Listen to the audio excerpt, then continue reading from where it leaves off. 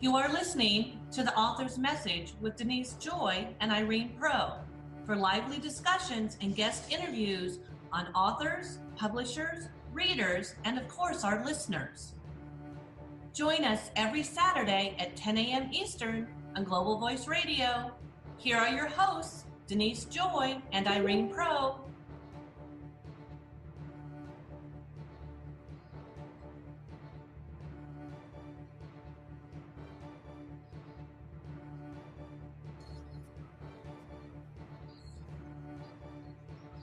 I want to welcome all of our listeners to another episode of the Author's Message on Global Voice Radio.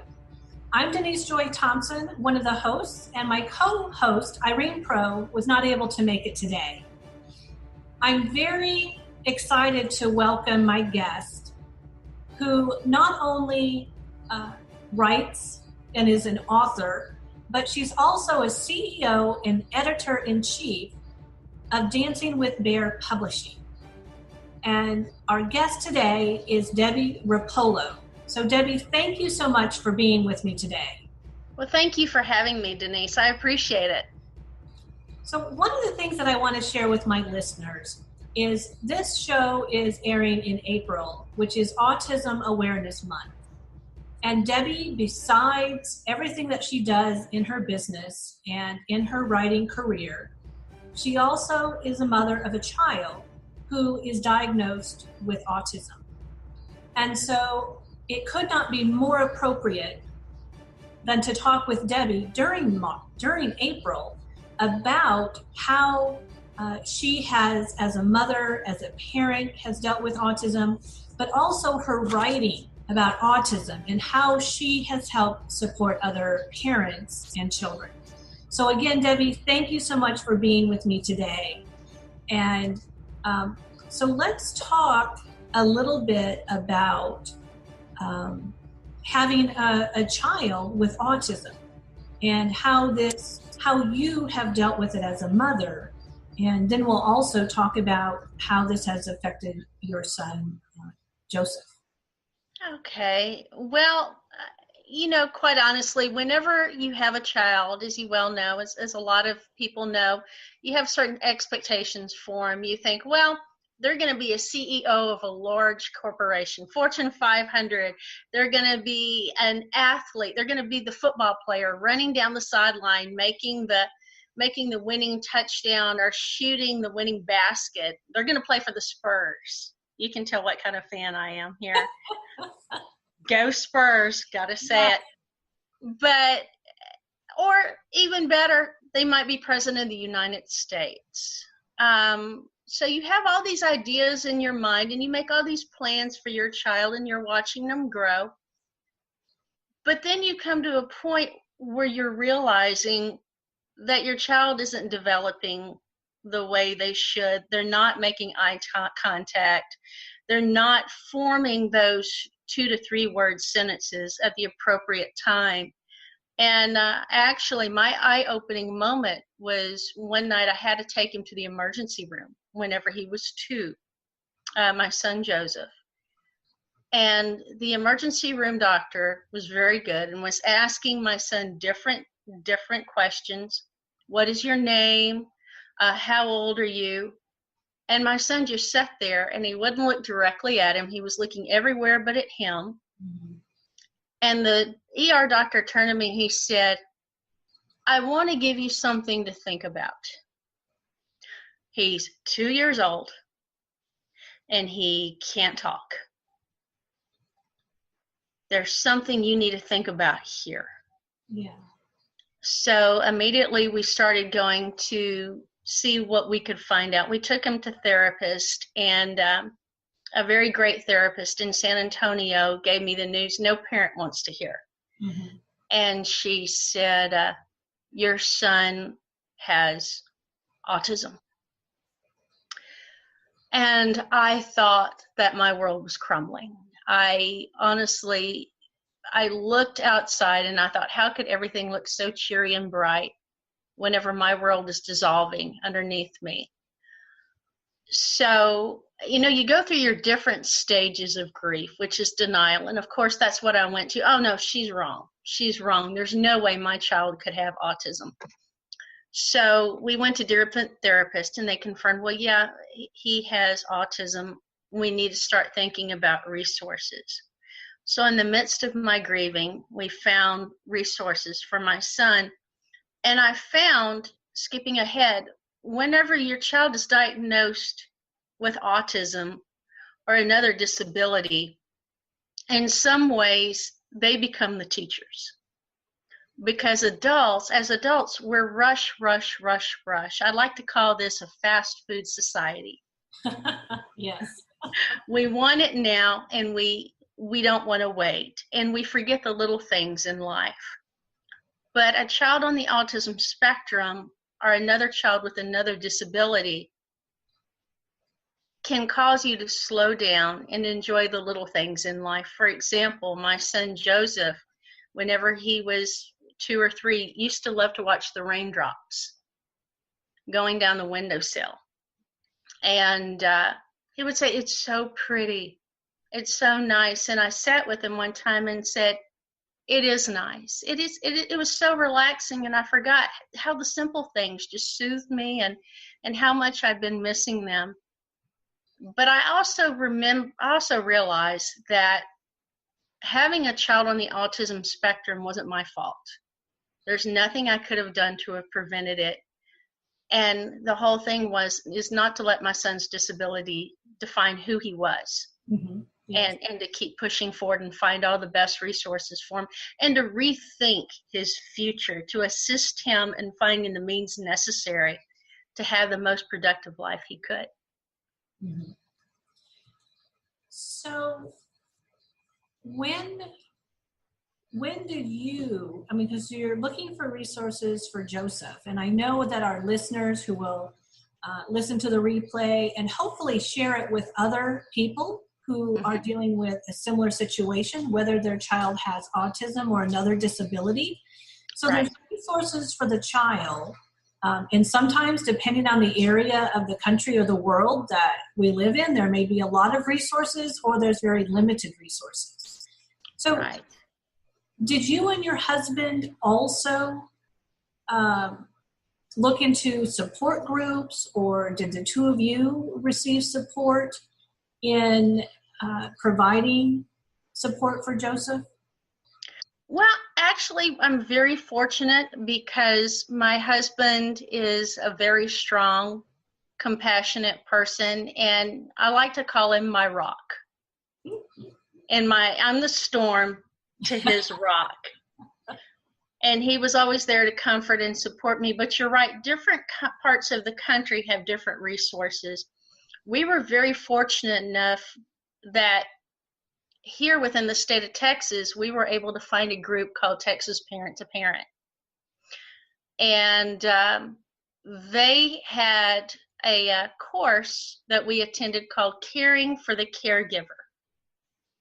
And there's one thing that they stress, that in order to take care of your child properly, you have to first take care of yourself. Yes, that's very important. Exactly, because if you're not at 100%, you can't help your child to the best of your ability. Mm-hmm. And there's one thing, as you know, whenever you're flying on a plane, they'll tell you to always put the mask on yourself. Yes. And so it's, as a parent of a special needs child, it's important to put that oxygen mask on yourself first, and then take care of your child. Well, Debbie, and I think that's very good advice for anyone who is a caregiver. In our society today, we're caregiving for our children who are not yet adults. We're caregiving for adult children. We're caregiving for our parents, and sometimes even our spouse. Depending on the physical abilities or physical health. So there's oftentimes several situations where we may be the caregiver, and we do need to spend that time on ourselves. Exactly. So talk a little bit about how you began writing and how you and even became involved in your publishing company. Okay, well, actually, I was writing before Joseph was diagnosed with autism, and that goes back a long way, 2 or 3 years. I was in a near-fatal car accident. Up until that point, I was a kinesiology major at St. Edward's University. I was in my 20s. I thought I had my whole life planned out. I was going to be a coach. And I thought, well, while I'm being a coach, maybe I'll teach history. Maybe I'll save up my money and go to med school, get into sports medicine. Mm-hmm. But this is really etched in my mind. But May 1st, 1999 literally changed my life forever. I am a victim of road rage. I got hit on I-35, Slaughter Lane near Austin. Mm-hmm. Yeah. And yeah, Slaughter Lane, that's appropriate. Yeah, and I know that area. Yes. It's terrible. Mm-hmm. It's terrible. We could have a whole nother discussion on the traffic. But as a result, I obtained nerve damage in my right arm. So I started writing. I figured I could not be a coach, and I certainly couldn't pursue the rest of my dream. So I became writing. And I'm going to make this one a long story short, but I actually wrote a story for Chicken Soup for the Dog Lover Soul entitled Some Snowballs Don't Melt. And I thought, oh, it's Chicken Soup for the Soul. They're not going to accept that. Well, then I got a phone call. I thought it was a phone solicitor wanting to sell me roofing or something, so I hung up on the lady. And the phone rang again, and something inside my head said, pick it up. I picked it up, and she said, this is, and I can't remember her name, from Chicken Soup for the Soul. We really enjoyed your story, and we'd like to publish it. So that's where my writing took off. I do want to say that whenever Joseph was diagnosed, I thought that there was something I had done. Mm-hmm. I had thought that by dedicating myself so much to my writing, there's something that I missed. And I had a lot of guilt over that. And through my grieving process, I came to realize there's nothing I did or nothing that I could have done. And I learned I needed to stop blaming myself and my writing. So I got back to writing while Joseph, seeking therapy for Joseph. Had a few more articles published in other magazines and newspapers, and then I submitted a story entitled Amelia Frump and Her Peanut Butter Loving Overactive Imagination to a little company called Dancing with Bear Publishing. A few weeks later, I got a letter or email from the publisher, Marie McGahey, that said, I'd like to publish your book. I thought it was spam. You get so many. And I thought, yeah, right. Well, I checked it out, and she was legitimate, of course, so I signed the contract, and I kept writing children's books, and she kept publishing them. And a few years ago, she said, I'm looking for an editor, a submissions editor. What do you think? Oh, my. So I became her submissions editor, and I learned a lot from her and the other editor. And after a brief period, she said, well, how would you like to take on the role of editor-in-chief and help me out? I said, I would love to. So that brings us up to date. And that brings us to how we connected. Interestingly enough, you were recommended for me to connect with by Jean Day, who actually is a co-author in one of my books, Live in Gratitude Daily. And wow. Jean had said we needed to connect. And so, you and I connected, and then ironically, you live about 25 miles from me.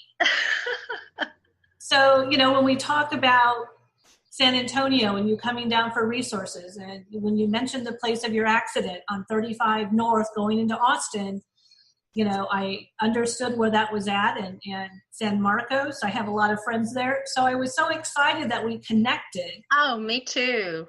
And then the other irony is that we connected in time for you to be on the author's message in April, which is Autism Awareness Month. So there's all these pieces of the puzzle, and we'll talk a little bit about that in regards to the Autism Ribbon. But it's just interesting, the flow of events for you and I to connect, to be able to share your message. Because your message is very important to everyone who is dealing with their own disability, as you have had yourself, or is dealing with a family member who has a disability. And as difficult as it can be, there are resources. Now, sometimes we have to search for them. As a therapist, that can be one of the most difficult things, is connecting people to the resources that they need. And sometimes you have to keep knocking on those doors. You have to keep making those phone calls. So a very important book that you have written, and for our listeners, you will not be able to see the cover. For viewers, I'm holding up the book, which Debbie has sent me and which I had read. And for the book is for children, right, to help children understand, but also for parents. Yes. And as a therapist, having had several children as patients who had autism and were on the autism spectrum, the book definitely touched my heart. And so I want to spend some time, Debbie, talking about the book that you wrote, He's My Brother. Yes, thank you. So if you can talk about how the book came to be and the message that you want to share with everyone out of this book. Okay, well, again, thank you so much. And it is ironic how we met, and I appreciate Jean for recommending me. And that was just so wild whenever you said, well, I live in Shirts. And I was thinking, no way. That is so cool. What you asked me, while I was looking for resources, goodness, I might be a little bit off on this, but I believe he was around 12 years old. And he's a very outgoing young man. But in the midst of me looking for resources, I failed to notice at the time he was becoming more reserved, more sullen, if you will. He was talking back, he was acting out. And one day, I cornered him in the living room. And I said, what is going on with you? Because we always had such an easy dialogue back and forth. And he said, I feel like you've forgotten me. I feel like everyone has forgotten me. Because Joseph needed attention, and Jonathan, right. Yes, he needed attention, but sometimes not as much and in a different way than Joseph did. Exactly. And him being quite a bit older than his brother, for years, he was used to getting all the attention. Mm-hmm. So imagine having to share attention and then something like this happening, and it's almost dissipated in his mind to nothing. He said, he also told me, I'm scared. I don't know what autism is. I know that you're upset and Dad's upset and Joseph's just acting weird. Mm-hmm. I feel like, and I might get choked up. He said, I feel like I should be able to fix this for him, just like I tie his shoe. And I'm frustrated because I can't. And I remember thinking how incredibly grown up that was of him to say that. And then he really hit me good. He said, but you can fix this. He said, I'm tired of going out in public and seeing people stare at Joseph because he stims. In other words, he would flap in public because he couldn't handle the surroundings. Right. Some people would, it's natural to stare, and that's okay. But to me, what's not so okay if people stare and whisper and make fun. Right. That's not okay with me in any circumstance with anyone. Right. And we would get both aspects of it. And then some people would come up and say, does your son have autism? Which was still sends chills up and down my spine. And I would say, well, yes, he does. My grandson has autism. My son has autism.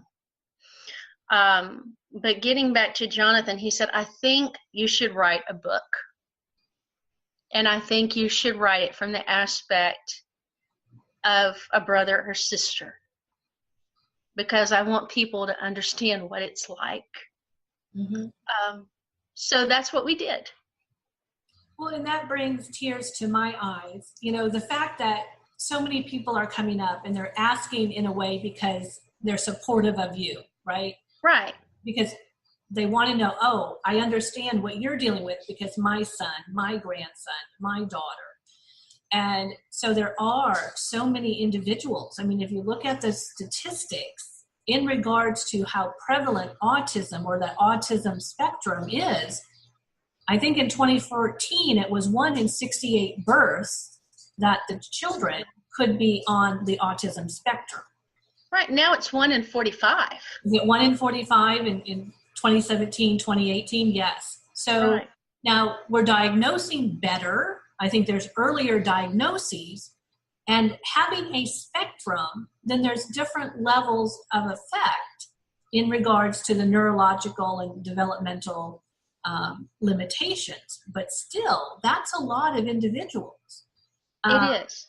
And then for Jonathan to be in some ways so aware, yes, part of him is that child talking to you as the child wanting mom and dad's attention. And then another part of him was mature enough to recognize everyone can benefit from education about autism and differences, regardless what the diagnosis is. So, so from his suggestion then, you wrote, He's My Brother. Right. And within the book, I try to explain autism so a child would understand it. Autism is a brain condition that affects people's social skills and their ability to communicate with repetitive behavior. And so what I also did from there is I went back to my grade school days or my elementary school days a long time ago and put the words in bold and put a glossary in the book to explain what therapy was, to explain what autism was, and so they could go back and look at it. But well, and in some ways, having read the book, because I definitely, when I'm interviewing someone, I want to read the book so we can talk about the book. Right. The emotions, that you wrote about, and it seemed so real. It seemed very accurate of what family members go through. And then also, one of the other things that oftentimes with any siblings, right, we get frustrated, we get angry, we get upset, but we can do that because we're siblings, but don't let someone else outside of the family do any of the picking on, right?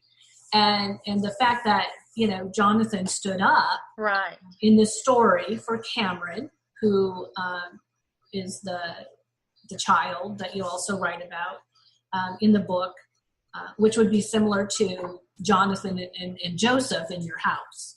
Right. But so what is the reaction that you have gotten from individuals who have read your book? Well, I get some reactions. A lot of the reactions that I do get some people really do like it. And a lot of people say, a lot of it is adults that will say, I never knew my child or my grandson or my niece or nephew could feel that way. And they do. The kids like it because of the activities. Mm-hmm. I had a dear friend of mine give her daughter a copy of the book, and she said, "Okay, Mom, stop talking now. I'm doing the activities in the back." So that was flattering. But so let's talk about the activities, because it's not just that you read the story. As you said, right. You have included definitions that are understandable by children, but also if adults have not ever come into contact with autism, it's going to help them also. So it's not just written in some ways on a child's level, because it's written for grade school. It's not written for kindergarten to read per se, even though this could be read to them and the activities completed. But there are activities for adults to also talk to the children about. And so you do have the Autism Awareness Ribbon, which has its own significance. Do you want to talk a little bit about that, the ribbon? I'd love to. The Autism Ribbon itself is made up of puzzle pieces.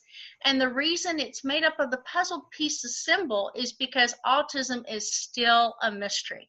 Mm-hmm. As much research as we've done or we've had done, I say we meaning the scientists and researchers, there's still no definite answer why children have autism. And the different colors on the Autism Ribbon signify the diversity and the complexity of autism. Right. So for the listeners, if you haven't seen, we usually have a ribbon of a certain color that denotes different causes or months of awareness. And so the autism ribbon is made up of puzzle pieces of different colors. So I do recommend our listeners to look that up and to be aware, because I have also seen families who have autism in their family and supporters of autism awareness wear those ribbons. So in the book, there's a autism ribbon that children can color. And then you also have had questions, and you provide space for children to answer questions about the book, their thoughts about it, and just help them to have a better understanding and sort of synthesize the information that you have given. Right. For example, if memory serves me correctly, it's how would you react if a friend of yours had autism? And that's one thing I wanted the children to think about. One thing I also want your listeners to realize is how it was explained to me one time is having autism is like being in a glass box.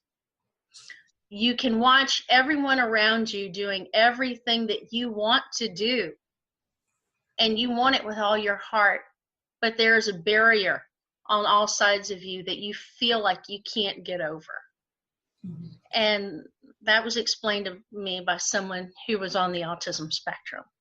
Mm-hmm. Well, one of the things that the book also talks about is some of the behaviors. And I think that when children have a better understanding of how someone with autism or another disability may act, then it's not as scary to the other children. When we have someone, you mentioned stimming earlier, and there can be different types of like you said, flapping of the arms. There can be clapping. There can be, hitting their hands on the table, which helps them to calm down when they're getting stressed or frustrated. And when other children understand that, then it's not as scary, and they probably aren't going to make as much fun of it because they're not afraid. And oftentimes we do that, right? When we're afraid or we're unsure, we might laugh at something, we might make fun of something. So I think knowledge is so important to help people accept and understand others who are different. Oh, absolutely. Absolutely. One thing that Joseph does whenever he's very hypersensitive, which a lot of children on the autism spectrum are. He's hypersensitive to sounds. And one thing that he will do is put his fingers in his ears and moan and rock back and forth. He's trying to adapt to what's going on around him. And we have had a few people come up, what's wrong? Does he have an earache? And that opens up the door to have a conversation and say, no, my son is on the autism spectrum. This is what you call stimming. Stimming is, and a lot of times people will say, you know, I've heard about autism, but I've never actually seen it. So I appreciate you telling me. So. Well, and I think one of the things that is very interesting, and it can also be misunderstood, is the autism spectrum is very wide. And on the end of the very high functioning, sometimes you just notice some odd social behaviors, some lack of interpersonal skills, and and I'm trying to be politically correct, so I'm not trying to offend anybody, and sometimes they're just odd and quiet. Right. And they still may be on that spectrum, but people wouldn't expect it because when they're allowed to do their work, you know, they're seen as very, very intelligent. And so the spectrum can be misunderstood. And sometimes people think somebody with autism, they are rocking, they are moaning, they can't learn skills, they can't have a job, they can't do these things. And I would probably say, and you've experienced this probably in the resources that you've been with, there's probably a majority, or 70% of the spectrum, you have your very high functioning, but the rest of the individuals can be trained to do life skills, can learn skills and tasks, and with job training and other things, they just don't have to sit at home and do nothing. Oh, exactly. And I have seen individuals who are in different places on the autism spectrum have jobs in grocery stores. There was one individual one time, we had a booth at our local health fair, and he came up to me, or he approached me, and he's looking at the material on the table. And I said, oh, do you have someone in your family on the spectrum? And he grins at me. You might say that. And he's looking more, and this woman comes up behind him and said, are you harassing this lady? Right. I'm thinking, oh my. And here we go. Security. But he said, well, no, I'm just looking at the information. And she looks at me. She said, this is my son. Did he tell you that he has autism? And I said, no, he just said he was very close to it. He alluded to that. And she said, well, yeah, he's driving his car, and he has a job, and he just finished with his first degree, and he just broke up with his girlfriend because he told her, quite frankly, I don't think this is working for us.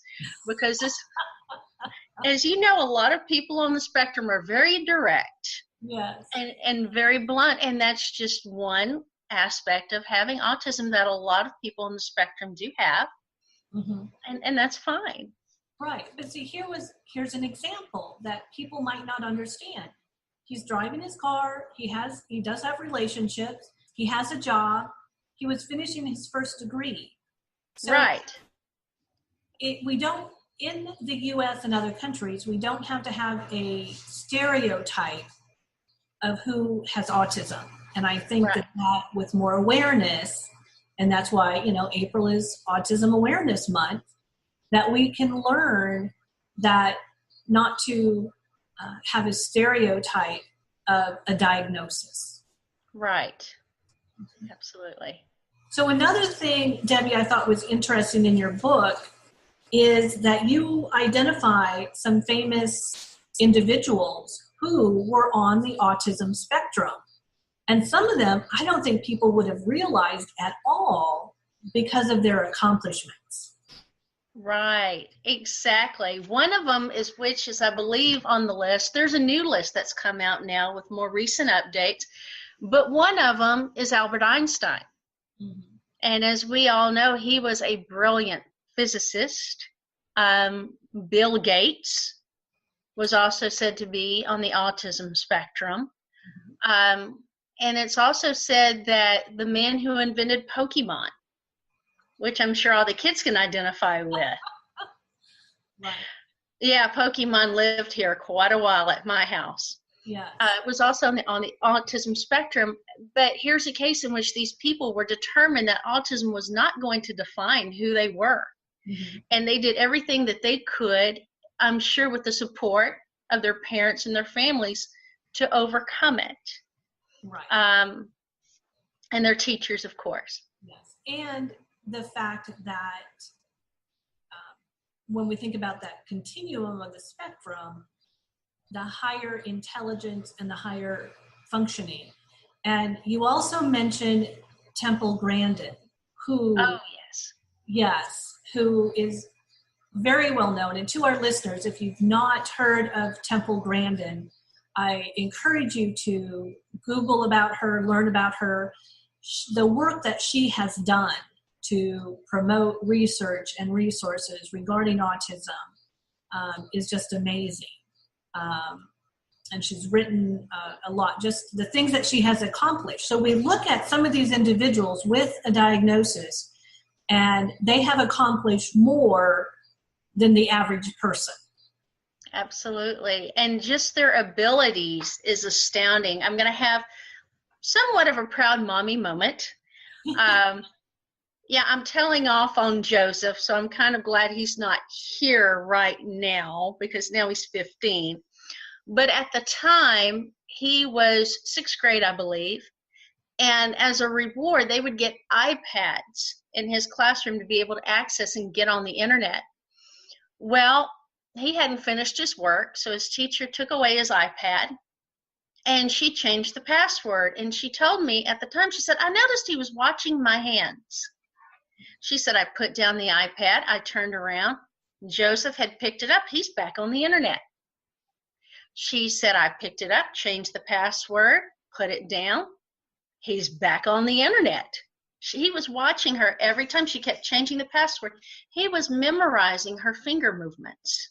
Mm-hmm. So he could access that iPad. Now, him hacking, I'm not so proud of. But the fact that he was able to process it in such a high intelligence level, anyone listening, if you happen to be on my Facebook page, if you see anything strange, Joseph has probably gotten onto my Facebook because we've done that too. Yes. Well, Debbie, thank you so much for being with me today on the author's message. Your message is very, very important to share with our listeners, to share with the world. And how can people connect with you and find out more about what you're doing and information that you share about autism?